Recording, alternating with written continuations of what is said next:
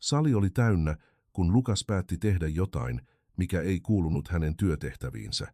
Vanha rouva pysähtyi oven suuhun, valkoiset hiukset, katse menussa, nälkä naamioituna arvokkuudeksi.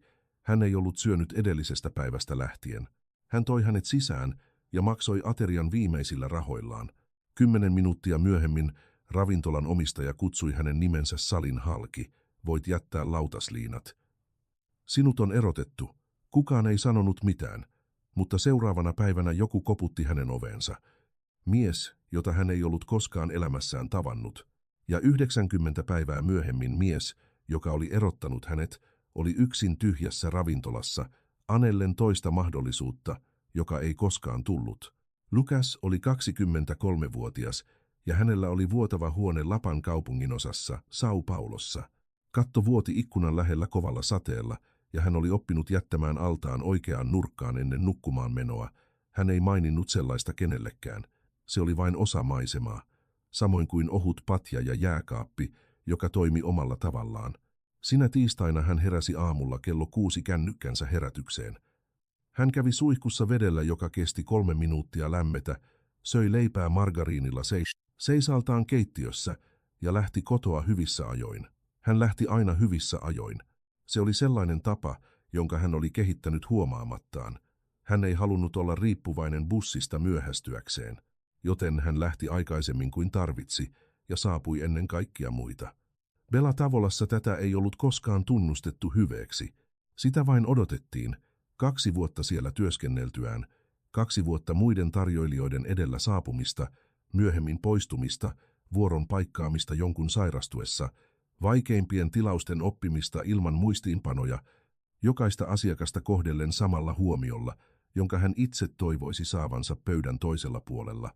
Ravintola oli keskikokoinen, hyvällä paikalla laajentuneessa keskustassa, ja sen asiakaskuntaan kuului läheisten yritysten johtajia ja joitain vakioasiakkaita, jotka lounastivat siellä joka viikko. Ympäristö oli siisti, menu kohtuullinen, ja Renato, omistaja, oli rakentanut toimivan liiketoiminnan. Ongelma oli siinä, miten hän sitä johti. Renato Cavalcante oli 52-vuotias ja oli johtanut Bella Tavolaa 2 vuosikymmentä. Hän oli sellainen mies, joka tiesi tarkalleen mitä halusi, eikä hänellä ollut kärsivällisyyttä niille, jotka eivät suoriutuneet. Se itsessään ei olisi ollut ongelma. Ongelma oli raja, jonka hän oli pyyhkinyt pois tulosten vaatimisen ja ihmisten nöyryyttämisen välillä. Renatolle työntekijän korjaaminen ääneen muiden edessä oli johtamista, huomion kiinnittäminen salin keskellä oli johtajuutta. Työntekijät noudattivat häntä, kukaan ei pitänyt hänestä. Näiden 2 asian välillä oli valtava ero, ja Renato ei ollut koskaan pysähtynyt ajattelemaan sitä. Lukas oli oppinut työskentelemään hiljaisuudessa kaiken tämän ympärillä. Hän oli kasvanut ilman isää, menetti äitinsä 16-vuotiaana. Hänen kasvattajansa oli isoäiti Teresa, pieni nainen paksun kätisin, joka oli elämänsä pessyt pyykkiä ulkopuolisille ja joka toisti lausetta, jota hän oli kuullut lapsesta asti, ymmärtämättä sen painoa kunnolla. Mitä annat todella, palaa kaksinkertaisena. Teresa oli kuollut edellisenä vuonna, ja hänelle oli jäänyt tämä lause ainoaksi aineettomaksi omaisuudeksi, jonka tämä oli hänelle jättänyt. Hän säilytti sen viestinä omassa kännykässään, jotta ei unohtaisi. Hän oli myös oppinut häneltä, että valittaminen kuluttaa energiaa, ja energia niille, joilla ei ole tukea, on niukkaa resurssia, joten hän teki töitä, saapui aikaisin, jäi myöhään, ei valittanut ja säilytti tunteensa vuotavassa huoneessa, jossa kukaan ei tarvinnut nähdä. Sinä tiistaina lounasvuoro alkoi kuten mikä tahansa muu. Pöytiä järjesteltiin, tilauksia kirjattiin, lautasia kannettiin. Ravintola täyttyi kello 11.3 jälkeen, ja Lukas oli vauhdissa, kun lähellä keskipäivää hän huomasi hahmon seisovan ulkona jalkakäytävällä, katselemassa esillä olevaa menuuta vitriinissä. Rouva, täysin valkoiset hiukset, haalistunut napillinen mekko, pieni laukku roikkui käsivarressa. Hän katsoi menuuta ilmeellä, jonka Lukas tunsi. Hän oli nähnyt saman kasvon peilissä useammin kuin 1 vaikean kuukauden lopussa. Se ei ollut uteliaisuus, se oli nälkä, joka yritti näyttää välinpitämättömyydeltä. Hän meni ovelle. Rouva, aiotteko tulla sisään? Hän väisti katseensa. Ei, olen vain lepäämässä hetken. Lukas seisoi paikallaan 2 sekuntia. Rouva, haluatteko istua? Meillä on pöytä. Kiitos poikani. Olkaa hyvä. Hän ei jättänyt. Hän avasi oven ja seisoi siinä vaatimatta sanoilla, vain läsnäolollaan. Hän katsoi häntä, sitten ravintolan sisäänpäin, sitten käsiään.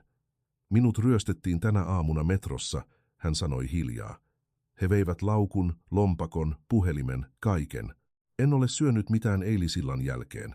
Lukas ei epäröinyt. Rouva, tulkaa sisään, minä hoidan loput. Hän istui.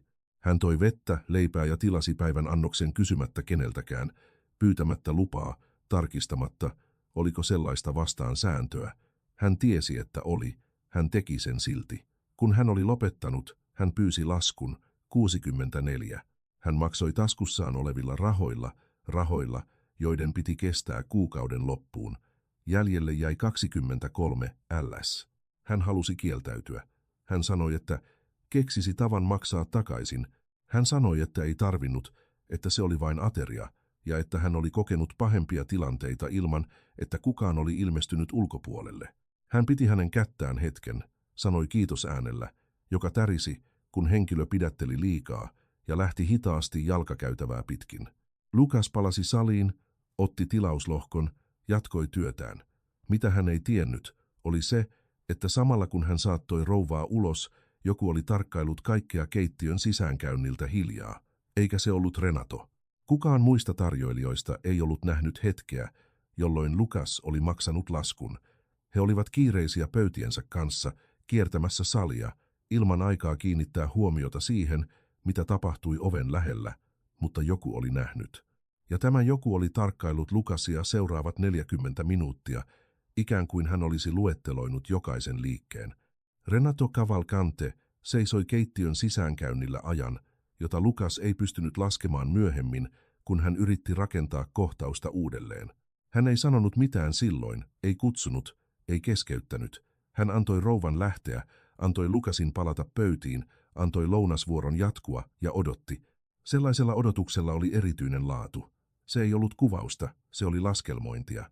Sali alkoi tyhjentyä kello 1:30 jälkeen pöytiä siivottiin, asiakkaat lähtivät, ääni hiljeni vähitellen väliaikaiseksi tasoksi, joka oli lounaan ja illallisen välillä.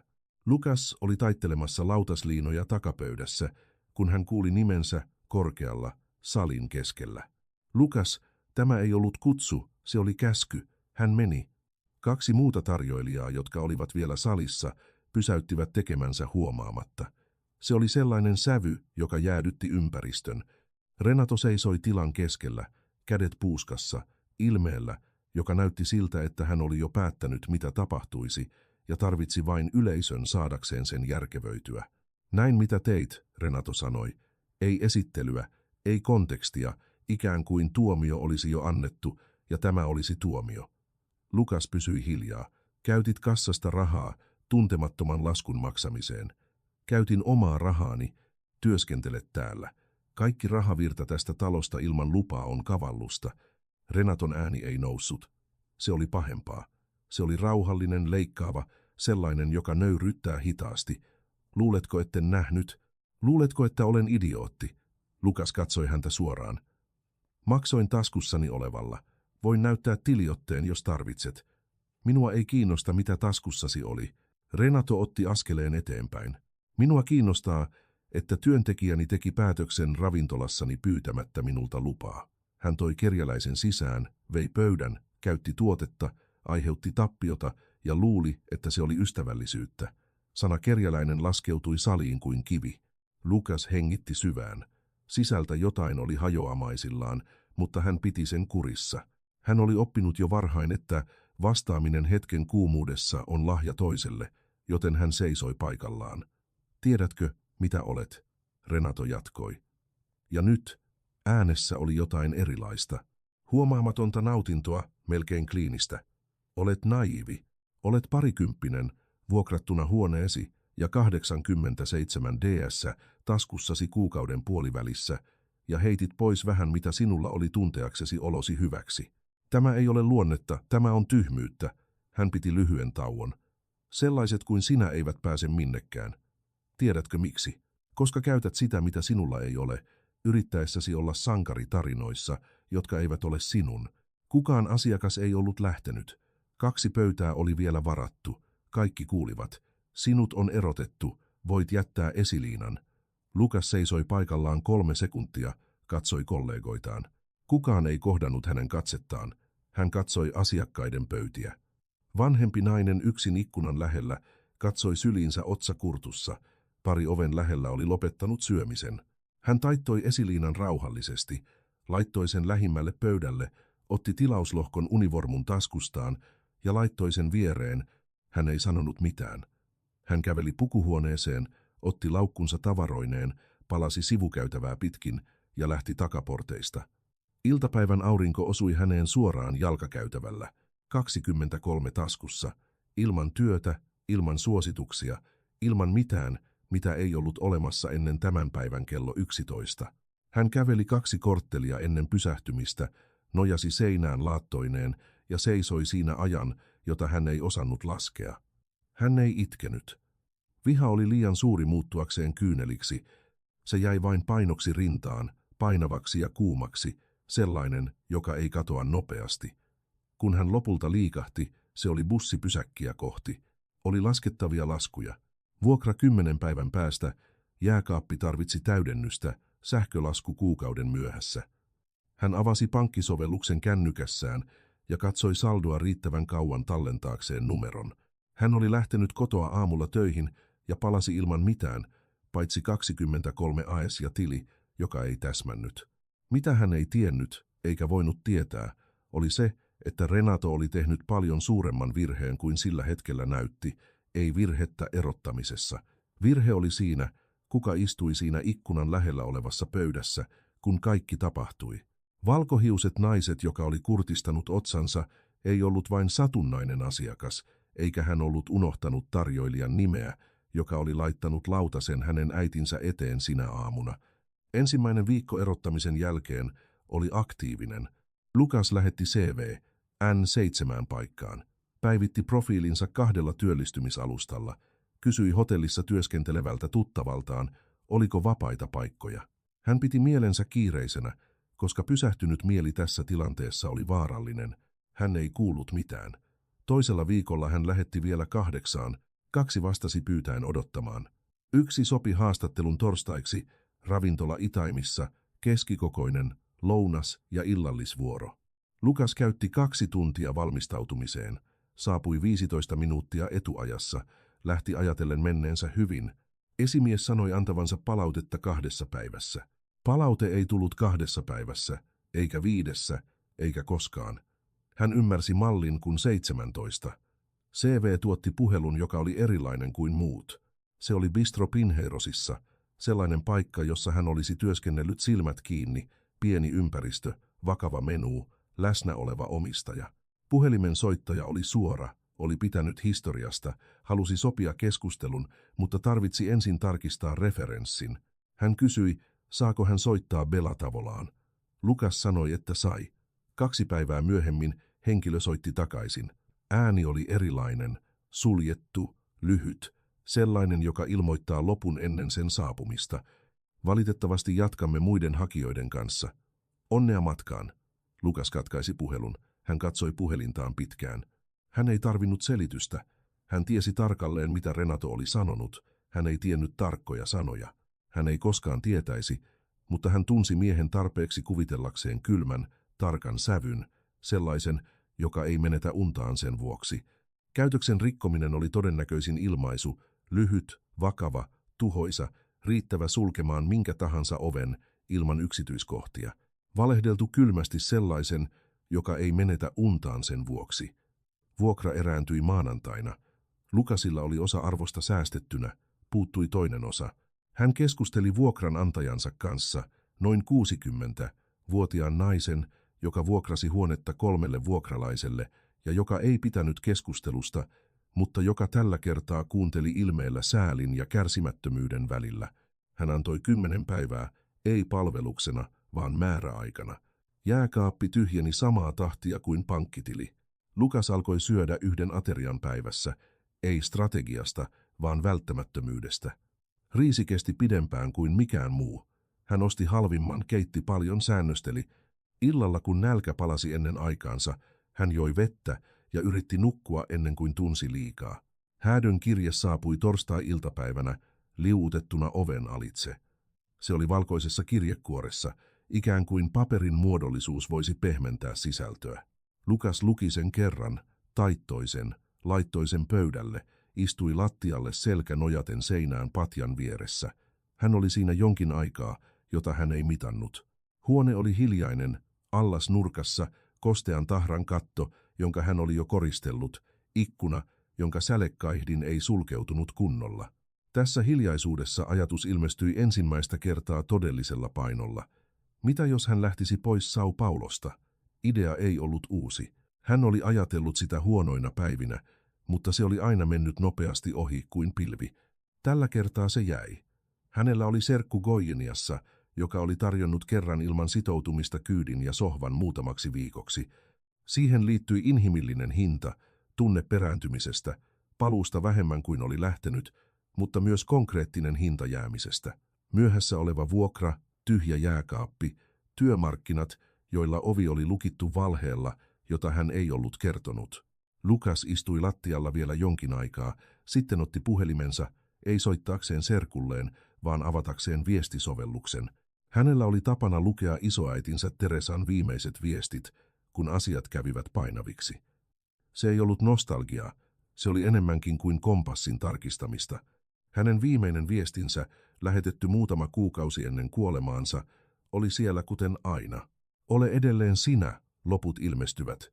Hän luki sen 3 kertaa, lukitsi sitten puhelimen ja katsoi kattoon.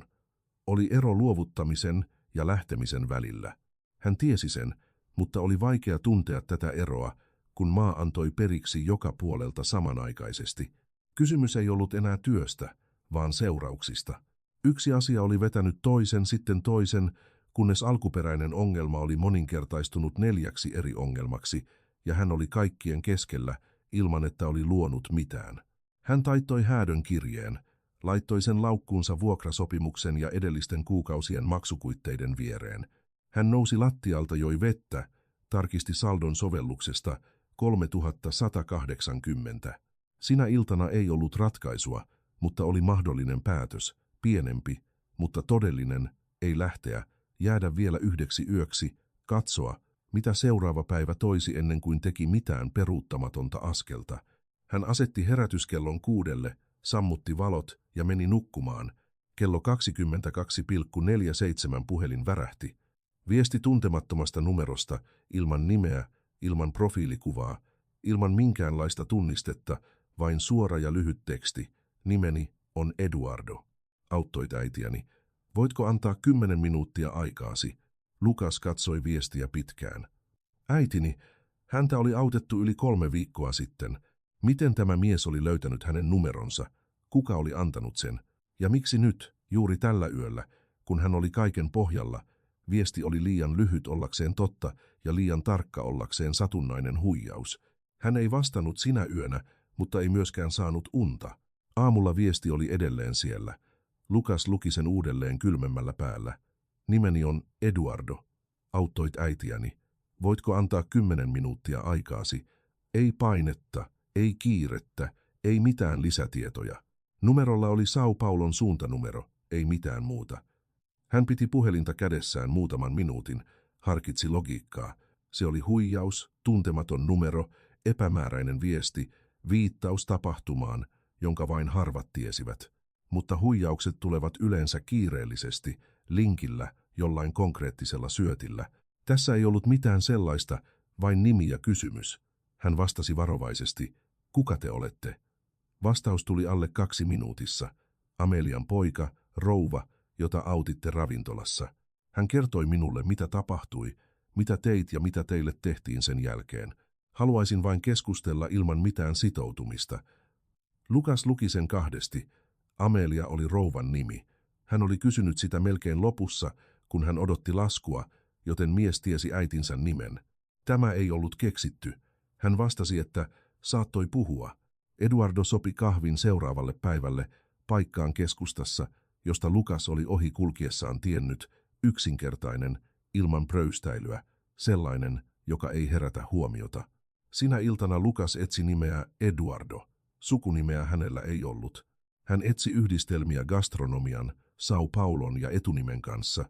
Hän ei löytänyt mitään ratkaisevaa. Hän nukkui tietämättä enempää kuin ennen. Kahvila sijaitsi hiljaisella kadulla, puupöytiä ja tuoreen leivän tuoksu. Lucas saapui 10 minuuttia etuajassa, aina sama tapa, ja valitsi pöydän ikkunan lähellä, josta hän näki oven. Hän tilasi vettä ja odotti. Eduardo saapui täsmällisesti, noin 50-vuotias, keskikokoinen, yksinkertaiset vaatteet, tummat housut, kauluspaita ilman solmiota, nahkakengät, jotka eivät herättäneet huomiota, mutta jotka Lucas, tottuneena tarkkailemaan asiakkaita 2 vuoden ajan, tunnisti kalliiksi. Hänessä ei ollut mitään, mikä huutaisi rahaa, mutta oli jotain siinä, miten hän liikkui ympäristössä rauhallisesti, katsomatta ympärilleen, hakien hyväksyntää, mikä kertoi, että tämä mies oli tottunut menemään minne tahansa ja tuntemaan olonsa oikeassa paikassa. Hän ojensi kätensä ennen kuin istui. Eduardo, kiitos että tulit. Lucas puristi kättä. Lucas, minä tiedän kuka olet. Eduardo istui, tilasi kahvin ja muutaman sekunnin ajan vain katsoi pöytää ilmeellä, jota Lucas ei pystynyt heti luokittelemaan. Se ei ollut arviointia, se oli jotain lähempänä pidättyvää kiitollisuutta, sellaista, jota henkilö ei tiedä kuinka ilmaista ilman, että se kuulostaa liioitellulta. Äitini on 81-vuotias, hän aloitti. Hän on itsepäinen kuin kukaan. Hän vaatii liikkumista kaupungissa yksin, koska hän sanoo, että ne, jotka ajavat panssaroidussa autossa, eivät näe todellista maailmaa. Hän piti tauon. Sinä päivänä, kun hän tuli kotiin, hän oli erilainen. Hän ei ollut itkenyt ryöstön takia. Hän on liian kova siihen. Mutta hän oli hiljainen, sellainen, jollaiseksi hän tulee, kun jotain on todella koskettanut häntä. Hän nosti katseensa. Hän kertoi minulle, mitä teit, jokainen yksityiskohta, ja hän kertoi minulle, mitä tapahtui sen jälkeen. Lucas ei sanonut mitään. Yritin löytää sinut samalla viikolla. Ravintola ei antanut yhteystietojasi. Tietenkin tyttäreni oli salissa sinä päivänä, yhdessä pöydässä, ja hän sai täydellisen nimesi, kuultuaan koko kohtauksen. Loput oli tutkimusta. Eduardo piti kuppia juomatta. Kesti kauemmin kuin halusin tavoittaa sinut. Pyydän anteeksi sitä. Pieni konflikti ilmestyi tähän, ei taisteluna, vaan sisäisenä vastustuksena. Lucas kuunteli kaikkea tätä, ja osa hänestä halusi uskoa. Toinen osa, joka oli lähettänyt 17 CV-tä, joka oli kuullut Pinheirosin bistron suljetun äänen, joka oli nukkunut lattialla, häädön kirje taskussaan, epäili kaikkea, mikä näytti liian hyvältä ollakseen totta. Tulit kiittämään minua, Lucas sanoi. Se ei ollut kysymys. Tulin keskustelemaan. Eduardo laski kupin pöydälle. Minulla on kysymys, ja minun on vastattava siihen niin kuin todella vastaisit, ei niin kuin luulet minun haluavan kuulla. Lucas odotti. Miksi teit sen? Tietäen, että saattaisit menettää työpaikkasi. Vastaus tuli ennen kuin hän ehti ajatella sen rakentamista. En ajatellut työtä. Näin nälkäisen ihmisen. Eduardo oli hiljaa muutaman sekunnin. Hän katsoi ikkunaan ja sitten takaisin Lucasiin. Tiedätkö, kuinka monta ihmistä olen haastatellut viimeisten 20 vuoden aikana? Lucas ei vastannut. Satoja. Ja kun kysyn, mikä motivoi jotakuta, kuulen aina saman asian. Intohimo työhön, halu kasvaa, sitoutuminen tulokseen. Hän puhui ilman ironiaa, mutta myös ilman ihailua siitä, mitä hän kuvaili. Kukaan ei puhu nälkäisen ihmisen näkemisestä, koska kukaan ei toimi niin, kun on jotain menetettävää. Hän piti tauon. Toimit niin, että sinulla oli kaikkea menetettävää. Lucas katsoi häntä suoraan ja minä menetin. Mutta kyllä, Eduardo ei väistänyt. Menetin myös, kun olin sinun ikäisesi, useammin kuin kerran. Hän avasi pienen huomaamattoman hymyn, sellaisen, joka kantaa tarinaa. Aloitin teollisessa keittiössä ABC, sä pesemällä kattiloita minimipalkalla. Minulla ei ollut 2 kolikkoa melun tekemiseen. Tänään minulla on verkosto, jossa on 16 osoitetta 4 osavaltiossa. Tämän tiedon paino saapui hitaasti. Lucas prosessoi sitä näyttämättä sitä kasvoillaan. En ole täällä vaikuttamassa, Eduardo jatkoi. Olen täällä, koska minulla on projekti, joka tarvitsee tietyn henkilön, ei kokeneimman henkilön, vaan oikean henkilön. Hän laski molemmat käsivartensa pöydälle. Manageriharjoittelija, palkka 3-kertaisesti enemmän kuin Bela Tavolassa, tuettu asuminen kuukausien ajan, kunnes vakiinnut, suora seuranta tiimiltäni. Todellinen polku johtoon alle 2 vuodessa, jos haluat ja työskentelet sen eteen. Seurannut hiljaisuus oli erilainen kuin aiemmat hiljaisuudet luvussa. Tällä oli päätöksen paino. Lucas katsoi pöytää, sitten Eduardoa. Tarjous oli todellinen. Hän pystyi tuntemaan sen. Ei ollut liioittelua, ei kiirettä, ei syöttiä. Se oli sellaisen henkilön puhetta, joka oli tehnyt päätöksen ennen kahvilaan saapumista ja vain kommunikoi sitä. Mutta oli yksi asia, jonka hän halusi sanoa ennen vastaamista. Tiedättekö, että minulla ei ole johtamiskokemusta? Tiedän. Eduardo ei räpäyttänyt silmiään. Minulla on kokeneita johtajia. Mitä minulla ei ole, on joku, jolla on luonne, jonka osoitit sinä päivänä. Sitä ei opeteta kursseilla. Hän nousi, jätti kortin pöydälle. Sinun ei tarvitse päättää nyt, mutta jos päätät kyllä, soita perjantaihin mennessä. Hän maksoi molempien kahvin, antoi yksinkertaisen nyökkäyksen ja lähti. Lucas istui pöydässä vielä 20 minuuttia kortti kädessään. Hän käänsi sitä edestakaisin. Nimi, tehtävä, numero. Ei liioittelua, ei lupauksia enempää kuin mitä oli sanottu ääneen. Hän ei soittanut perjantaihin mennessä. Hän soitti torstaina, aikaisin aamulla, ennen kuin hänellä oli aikaa harkita uudelleen. Ja samalla kun Lucas astui askeleen toisella puolella kaupunkia, Renato Cavalcante avasi ravintolan tietämättä, että Bela Tavolaa tukeneet ensimmäiset yrityssopimukset olivat lakanneet uusiutumasta. Hiljaa, ilman varoitusta, ilman selitystä. Maan alla oli alkanut antaa periksi. Renato ei ollut vielä tajunnut. Ensimmäinen merkki oli liian pieni näyttääkseen merkiltä. Toimistoverkosto, joka lounasti Bela Tavolassa joka viikko, 12 työntekijää, joskus enemmän, vakiopöytä keskiviikkoisin, lakkasi yksinkertaisesti ilmestymästä ilman ilmoitusta, ilman muodollista peruutusilmoitusta, ilman sanaakaan selitystä. Renato odotti viikon luullen, että se oli sattumaa. Sitten hän lähetti viestin yrityksen yhteyshenkilölle, sai kiitokset, tarkistamme aikataulumme, joka ei koskaan muuttunut miksikään konkreettiseksi. Seuraavalla viikolla lähellä olevan hotellin kanssa tehdyn toimitussopimuksen, joka oli taannut kiinteät ruokatilaukset, joka perjantai 2 vuoden ajan, saapui kuivan ilmoituksen kanssa, jossa kerrottiin, että sitä ei uusittaisi. Syy, sisäinen uudelleenjärjestely. Renato soitti. Kukaan ei vastannut 2. 3. kerralla assistentti ilmoitti, että päätöksen oli tehnyt johtokunta, eikä siihen ollut varaa muutoksiin. Hän ei vielä yhdistänyt pisteitä.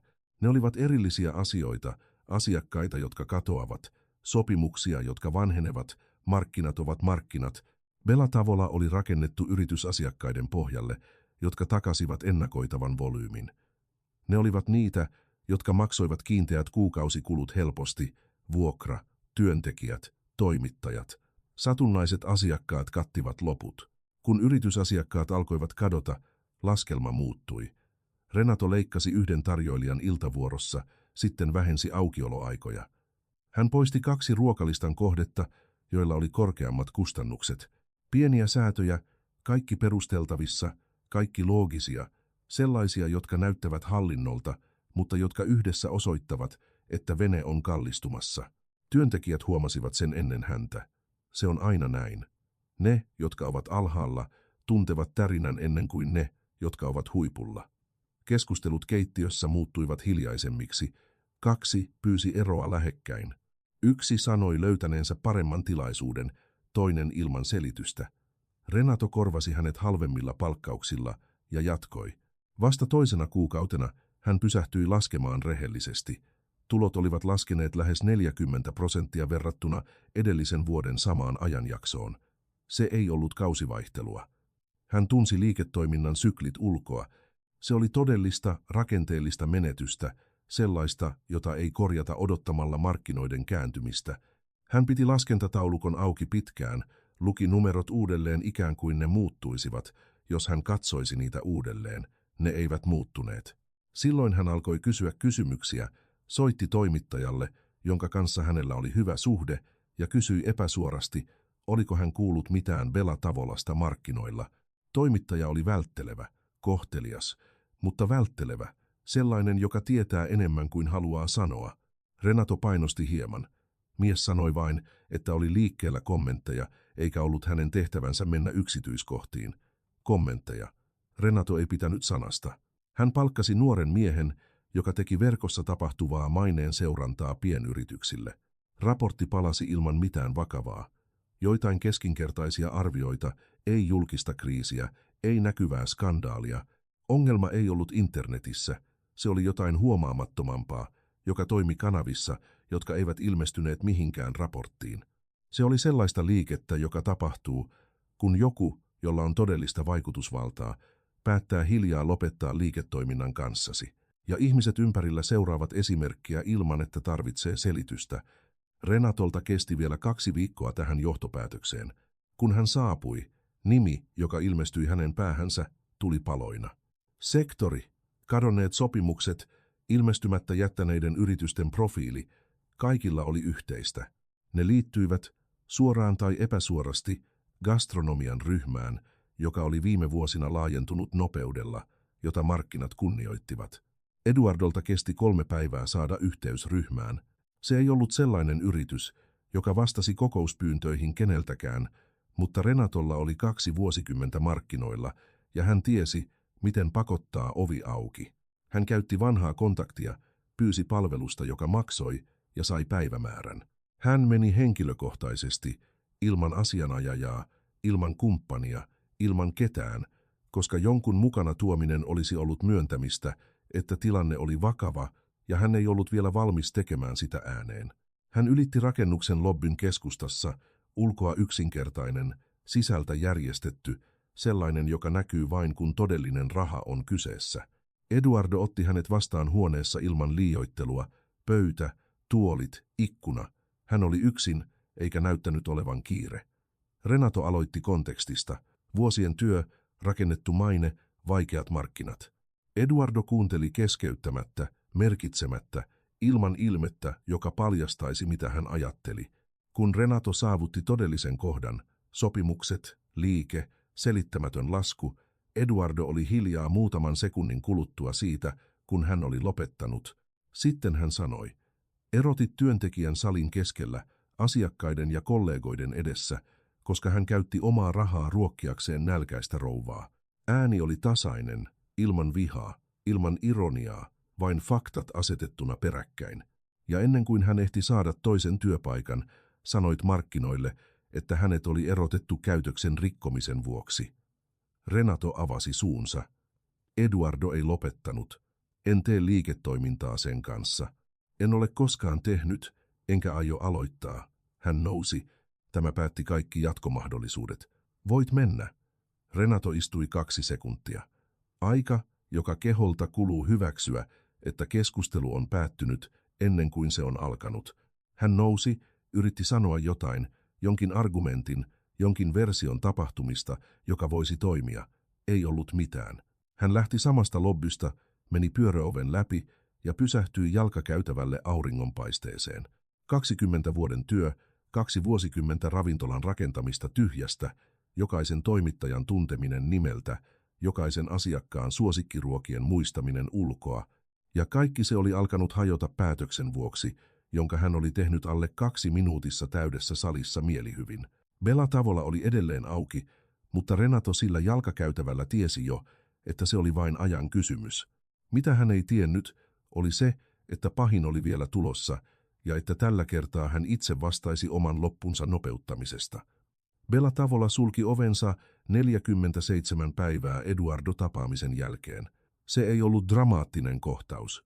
Se oli perjantai-ilta, jossa oli 3 pöytää varattu salissa, joka oli aiemmin majoittanut 30. Se oli kassakone, joka ei kattanut kuukauden vuokraa. Se oli Renato, joka sammutti keittiön valot yksin viimeisen työntekijän lähdön jälkeen, katsoen ympäristöä, jonka hän oli rakentanut tiili tiileltä 2 vuosikymmenen aikana. Tuolit pinottiin pöytien päälle, kyltti poistettiin julkisivusta viikkoa myöhemmin. Tila oli tyhjä kuukausia, ikkunat peitettyinä ammattipaperilla, joka oli haalistunut auringossa. Renato seisoi sen edessä ajan, jota hän ei halunnut mitata. 20 vuotta. Jokainen osa siitä paikasta oli kulkenut hänen kätensä läpi. Lattian valinta, seinien väri, pöytien järjestely. Siellä oli koko tarina rakennettu hiljaisuudessa, sopimus sopimukselta, asiakas asiakkaalta, ja se oli romahtanut samasta syystä, josta se oli alkanut, päätöksestä, joka oli tehty salin keskellä, ajattelematta seurauksia. Ero oli siinä, että päätös, joka oli rakentanut paikan, kesti 20 vuotta. Tuhoava kesti 2 minuuttia. Hän ei pysynyt paikallaan kauan. Hän oli sellainen mies, joka sekoitti liikkeen ja toipumisen, joten hän liikkui. Hän löysi kumppanin, pitkäaikaisen tuttavan, jolla oli pääomaa ja halua ravintola-alaan, ja alkoi suunnitella uutta liiketoimintaa. Erilainen konsepti, eri osoite, eri nimi. Pinnallisesti se näytti aidolta uudelleenalkulta. Ongelma oli se, mikä tuli Renaton nimen mukana, kun hän meni mihin tahansa neuvotteluun. Bella Tavolan entiset työntekijät olivat viettäneet kuukausia nieleskellen asioita, joita he eivät olleet koskaan sanoneet ääneen. Nöyryytyksiä, myöhässä olevia palkkoja toiminnan viimeisinä kuukausina, pysyvää tunnetta siitä, että heidät oli hylätty. Kun ravintola sulkeutui ja työsuhde lakkasi olemasta, hiljaisuus katosi sen mukana. Se ei ollut mitään järjestettyä, se oli yksinkertaisesti, että kun kysyttiin, vastattiin rehellisesti. Uusi kumppani toi toimittajan pöytään. Ennen minkään allekirjoittamista tämä toimittaja teki rutiininomaisen tarkistuksen. Hän soitti 2 Bella Tavolan entiselle työntekijälle, jotka hän löysi alan verkostoista. Hän kuuli, mitä kuuli. Hän palasi kumppanille ilmeellä, joka ei tarvinnut sanoja. Kumppani pyysi viikkoa arvioidakseen projektin rakennetta. Hän ei palannut. Renato ei ymmärtänyt heti. Hän lähetti viestin, soitti 2, yritti sopia tapaamista. Hän sai lyhyitä vastauksia, vältteleviä, sellaisia, jotka lopettavat selittämättä. Hän jäi käteensä siihen hiljaisuuteen, tietämättä mitä tehdä sen kanssa. Hän yritti toisen kumppanin kanssa.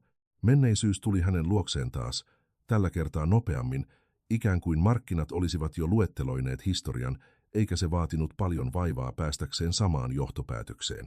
Toinen liiketoiminta ei koskaan alkanut, kolmaskaan ei.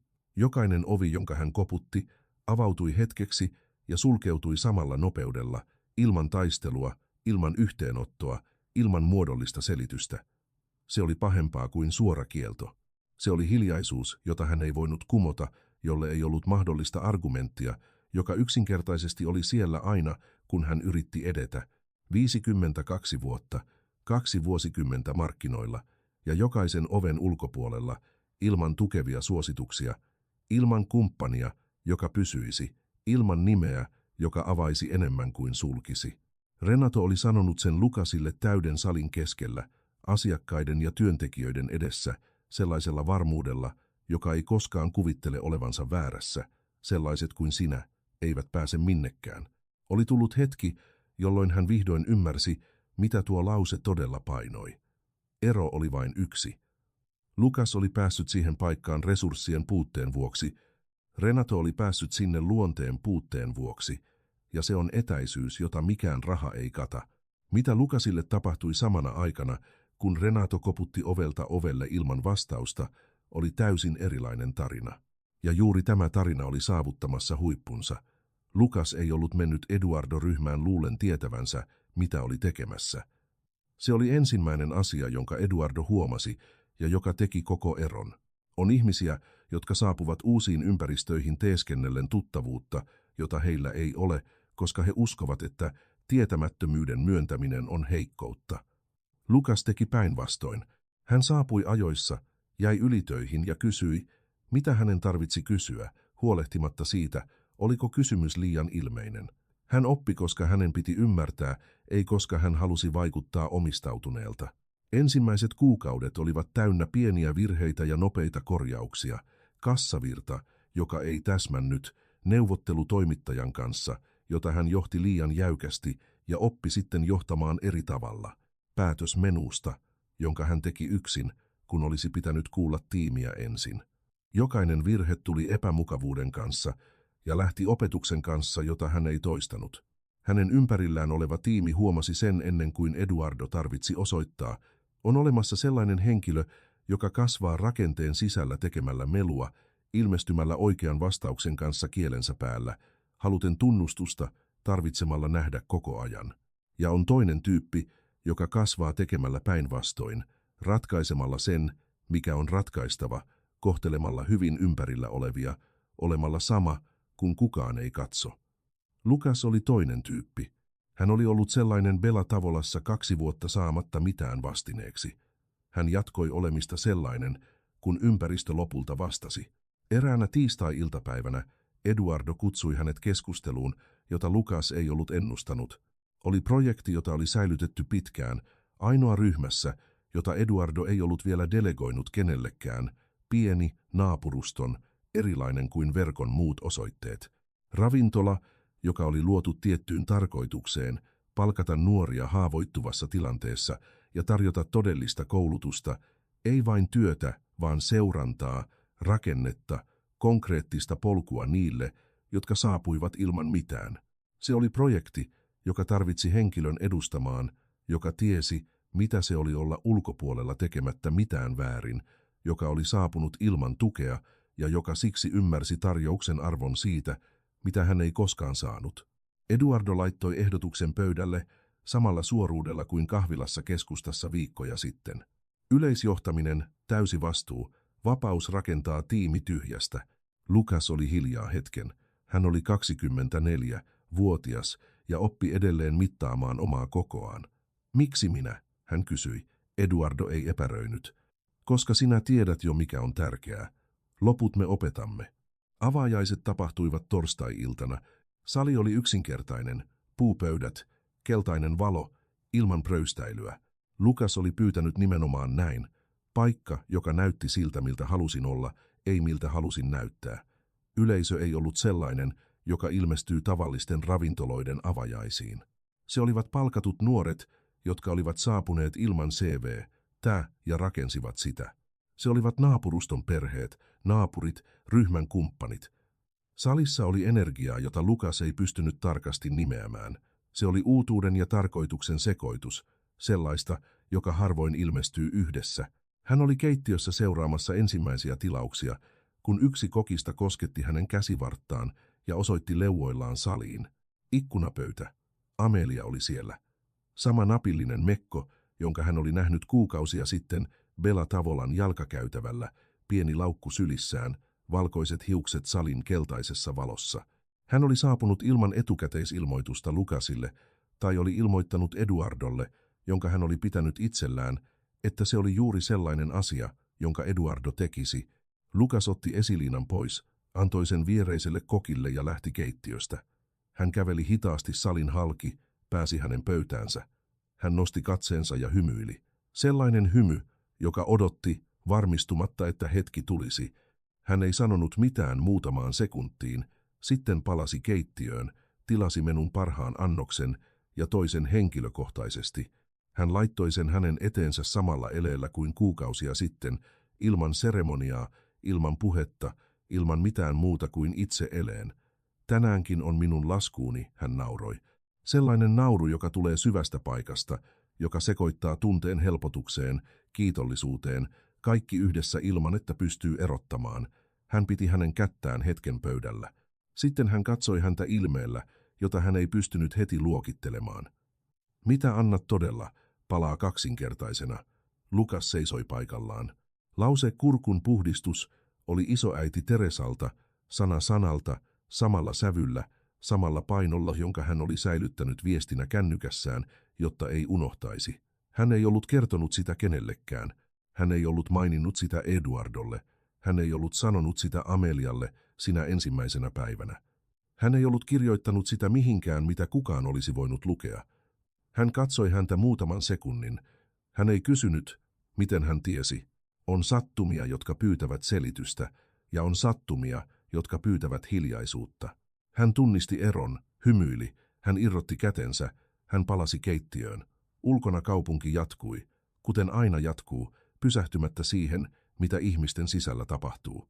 Jossain sen sisällä Renato Cavalcante seisoi oven ulkopuolella, joka ei auennut, juuri siellä, missä hän oli sanonut Lukaksen pysyvän ikuisesti. Ja Lukas oli sisällä puhtaalla esiliinalla, täynnä keittiö, uusi tiimi ja loppuelämä alkoi. Ei ollut moraalia ilmoitettavana, ei ollut tarpeen. Kaikki oli jo sanottu lyhyessä lauseessa, yksinkertaisessa puupöydässä, valkohiusen naisen toimesta, joka oli vanginnut näiden sanojen painon jo ennen kuin ymmärsi, mistä ne tulivat. Mitä annat todella, palaa kaksinkertaisena. On ihmisiä, jotka menettävät kaiken yrittäessään voittaa, ja on ihmisiä, jotka voittavat olematta koskaan lakkaamatta olemasta sitä, mitä he ovat. Lukas ei tullut rikkaaksi tuurilla. Hän tuli kokonaiseksi, kun oli helpompi kovettua. Lopulta se ei ollut raha, joka muutti hänen elämänsä, vaan valinta, ja sellaiset valinnat aina maksavat tai aina palaavat. Jos tämä tarina sai sinut ajattelemaan, jätä tykkäys ja kommentoi. Olisitko tehnyt saman?